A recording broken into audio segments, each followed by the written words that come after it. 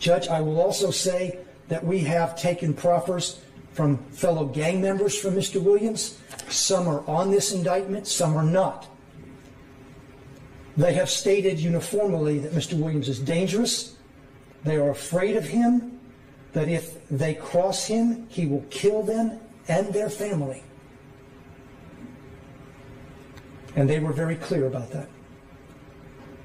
Welcome to the Only Male Cruise Show, the podcast. I am the Only Male Cruise. Be sure to hit the like button, share, subscribe, replay gang, leave a comment. You know I want to hear from you. Copyright disclaimer regarding fair use is in full effect. The views and opinions expressed in this show, you guessed it, they're all mine. Let's go to work.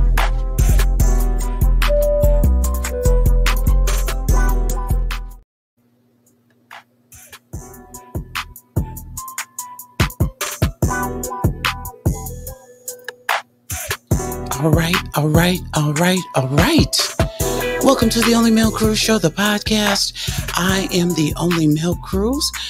Be sure to hit the like button, share, subscribe if you haven't already. Replay gang, leave a comment. You know I want to hear from you. All right, today's episode, YSL, the Family Saga.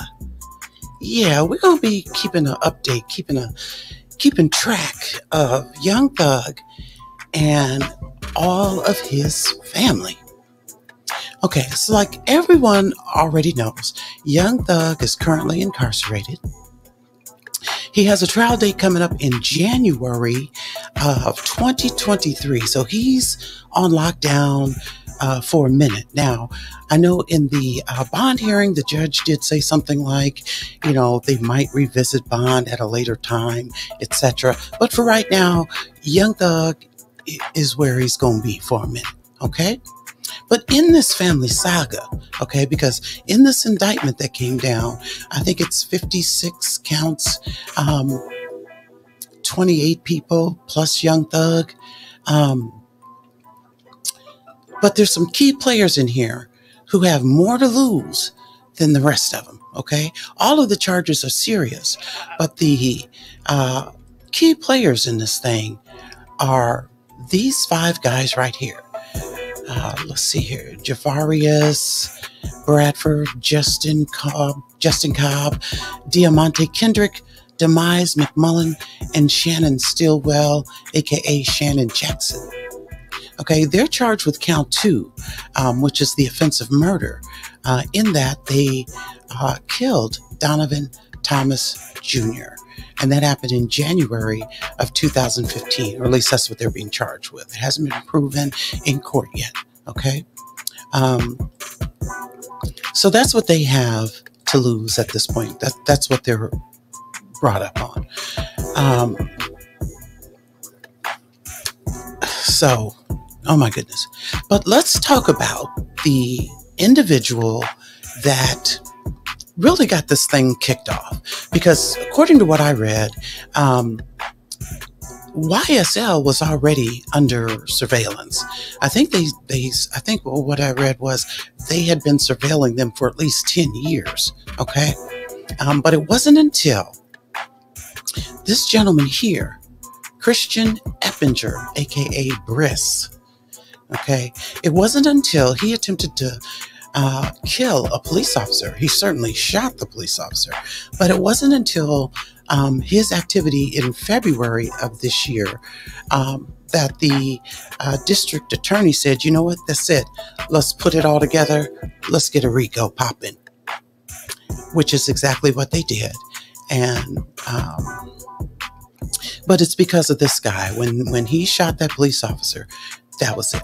So let's get into why the confrontation. Let's look at some of this guy's past right here. So I guess before we do that, let me be clear on this. These 5 guys right here are accused of killing this gentleman here, Donovan Thomas Jr., aka Big Nut. Now, this gentleman here is, according to YFN Lucci, is the major influence that actually solidified his position in the game, if you will. Okay, and so that's where all these charges are stemming from. So R.I.P. Big Nut, R.I.P. So back to Christian Eppinger. All right. So we're going to take a look at this incident report, and this is why the police officer was actually trying to apprehend Eppinger back in February. Peep game, y'all. On October 12, 2021, Officer Fambro and Officer Stevens were dispatched to a pedestrian robbery at 47 Cleveland Avenue Park. Officer Stevens and I spoke with the caller, Mr. Darius Smith, who stated that between the hours of 4:15 and 4:45 p.m., he was at the park, standing near the playground, speaking to a friend named Boo. The victim stated that while he was speaking with Boo, two black males, suspect 1, blue, black ski mask with a black and silver handgun, and suspect 2, black ski mask with a black handgun, approached him and stated, "Give up that chain." The victim stated that one suspect had his firearm pointed against his head, while the other had his weapon pointed against his ribs. The suspects then stole his diamond earrings, diamond and gold necklace, 2 iPhones, and car keys. The suspects then jumped into the victim's white in color 2003 GMC Savannah. The victim then stated that the suspects fled at a high rate of speed, turning westbound on Cleveland Avenue. Mr. Smith stated that he then asked Boo to give him a ride to his brother's home located in Forest Park, Georgia, 4.5 miles from the incident location. Once at that location, Boo left the area and the victim attempted to call 911. Due to him being out of the jurisdiction, Mr. Smith and his brother returned to Cleveland Avenue and called the City of Atlanta 911. Officer Cogdell was able to assist in canvassing for the suspect vehicle. Officer Cogdell was able to use the VIC camera system and pinpoint the vehicle at Metropolitan Parkway and Cleveland Avenue. I then notified my supervisor, Sergeant St. Jean, of the situation as he arrived on scene. Once I collected enough information from the victim, I then notified our robbery unit and spoke to investigator Jean-Pierre.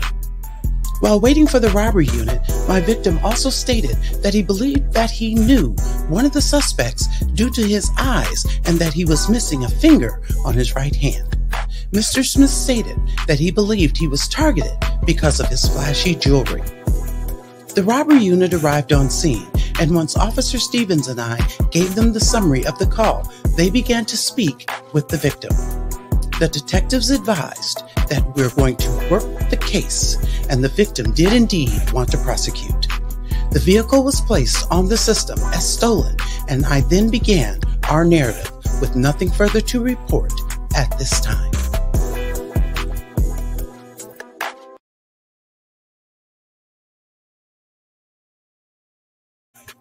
So here's some of the things that this gentleman stole, that Christian Eppinger took. Money, jewelry, precious metals, diamond stud, iPhone XR and an iPhone 12 Pro, credit cards, a Walmart, Wells Fargo, Bank of America, personal and business Capital One card, a Rolex watch, a Gucci wallet, and of course, the SUV that they fled in. All right. So, I don't know. This guy right here, he's got a laundry list since 2016. Now, let's get into this real quick. So, while Eppinger was actually out on bond, while he was out on bond, you know what? Let's do it like this. So he did all that, okay? And this is why the police were attempting to apprehend him on the day that he shot them. Now, according to the information I have here, on February 7th, police officer David Rogers, who is an 11-year veteran at the Atlanta Police Department and assigned to the city's elite gang unit. That day, they were attempting to execute an arrest warrant for Eppinger, who is also a documented member of the YSL street gang. The team had tracked him to the 2600 block of Old Hapville Road, and around 1:15 p.m., officers moved in on the 22-year-old. As officers tried to take Eppinger into custody, investigators said he began scuffling with Officer Rogers, eventually taking out a gun and shooting him 6 times. One of those bullets struck him in the back of the officer's head. Says Officer Rogers left the scene in the back of an ambulance, while Eppinger got a ride in handcuffs in the back of a police vehicle. So let's take a look at the footage of the incident. Now, the footage is a little grainy because the camera was posted so far away that you had to zoom in order just to get some clarity on there. So we don't have the body cam footage yet, and there's no telling if that will be released. But let's take a look at that. You're in this video, you're going to see Eppinger is wearing white pants. The police officer is going to come up from behind him. You're going to see the little, scuffle. Eppinger is going to pull out a gun, fire off some shots, and then run away. So let's check it out. Atlanta 911 for the Southern address. What's the address of the emergency? Colonial Square Apartment. Okay, what's the address? 2637 Old Hapville Road.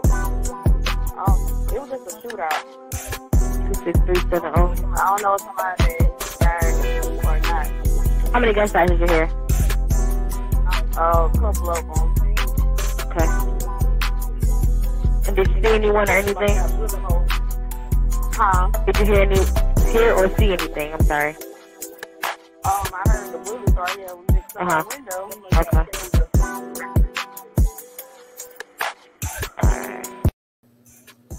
Yeah, so, wow. I mean, wow, that's just like, okay, but, so they put him in, they locked him up, all right? They locked him up. And the thing is, Eppinger was out on the first, I think it's called the First Offender Program, okay? His first offender status was revoked after using a firearm to shoot an 11-year veteran Atlanta Police Department officer. Okay, he shot him 6 times while attempting to be taken into custody. Initially, back in 2016, Eppinger had actually received a total years of 64, a total sentence of 64 years. And that was dated back to May 2016, when he was just 16 years old. So initially, Eppinger was sentenced to 20 years for each robbery and aggravated assault with a deadly weapon. He was also sentenced to 5 years for each possession of a firearm during commission of a felony, fleeing to elude, criminal damage to property, and interference with government property. He also received 12 months each for cruelty to children, running a red light, vehicles on the right side of the roadway, and obstruction. As a first-time offender, the judge originally sentenced him to 10 years, of which he served 4 in prison. And because of this incident, the judge revoked that status, amended his sentence, and now he's on 64 years. That's just for all the stuff from the sentence in 2016. That has nothing to do with the shooting of this officer, because that has yet to be tried. And it also has nothing to do with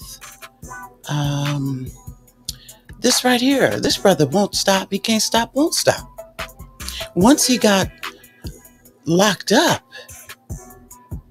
he hooked up with Antonio Sumlin, and together they were caught having a conversation discussing how to get permission from Young Thug on how to kill YFN Lucci. what the payment would be, etc. So, I don't know, y'all. We're going to keep track of this Young Thug Family Saga because there's a lot of players in the game, and we're going to keep our eye on them. This is a RICO charge, and so it's kind of different from the R. Kelly situation as far as my motivation for covering this. It sounds like a couple of the people in here that have been indicted, it sounds like they're being charged for things they've already done time for, but they're including those things in this RICO charge. So that's going to be interesting to watch to see just how legal is that. And also, you know, the thing with Young Thug is he's a very interesting individual. So we're going to keep an eye on it. That's it. That's the podcast. Y'all be sure to like, share, subscribe, Replay Gang, leave a comment. You know I want to hear from you. And until next time, we will see ya when we see ya. Welcome to the Only Male Cruise Show, the podcast. I am the only male cruise. Be sure to hit the like button, share, subscribe, Replay Gang, leave a comment. You know I want to hear from you. Copyright disclaimer regarding fair use is in full effect. The views and opinions expressed in this show, you guessed it, they're all mine. Let's go to work.